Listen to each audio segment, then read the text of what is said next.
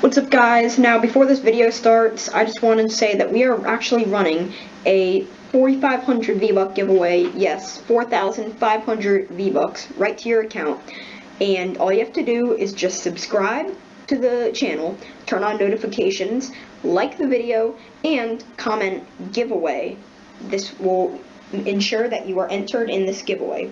Thank you. Now, so this video is ranking every gun in Fortnite. Now let's start off with the worst gun, and this is the pistol or silenced pistol. It is so inaccurate. It is just so little DPS. It's like inaccurate DPS, and you have to just spam click every time you shoot. It's just awful. Like, AR will beat it in every single situation. Next up we have the scoped AR. I actually think it got worse with this new reticle. The circle is less accurate than whatever it used to be, like the cross. Yeah, I'm just not a fan. It is very, very low DPS. I think that they need to buff it a bit. Otherwise, it just isn't viable. I don't even pick it up. Next, we have the hunting rifle. I used to think that it was better than the bolt, but now I just don't think it's that good. I've actually been liking snipers less and less. I'd rather have a shotgun SMG, you know. The hunting rifle, you can still hit that 200 headshot, but it's just not really easy to aim with. I'd rather use something with a real scope. Next up, we have the thermal. I used to love it. I used to think it was OP with the 36 body shot, 72 headshot with the gold variant.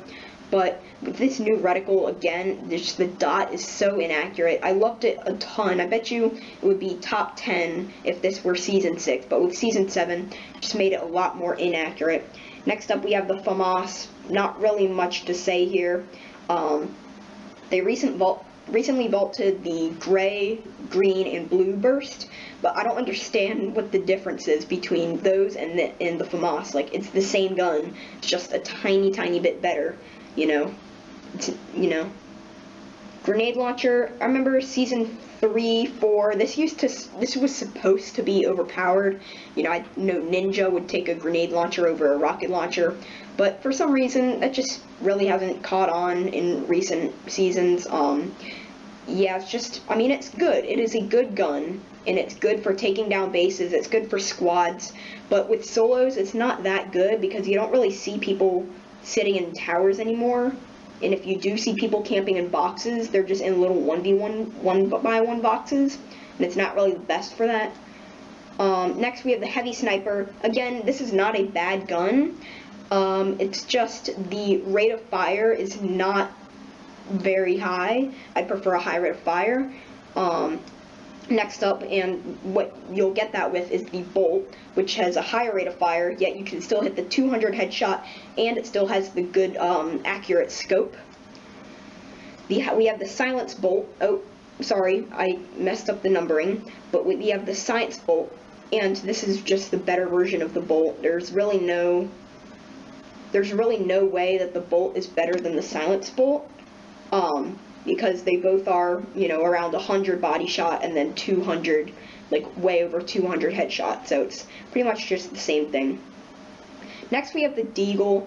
I'm not really a fan. Like, I know other people really love the deagle because they can, one-shot wooden walls, but as for me, I just don't really like it. I'd rather have a SMG to break down walls and to switch to that after I shoot my pump. But I know people like it, but it's just not one of my favorites. Next we have the M4. It's a very, very solid gun. It's standard. It's been here since day one, and you can rely on it. Reliable. Next we have the AK. Just a bit better.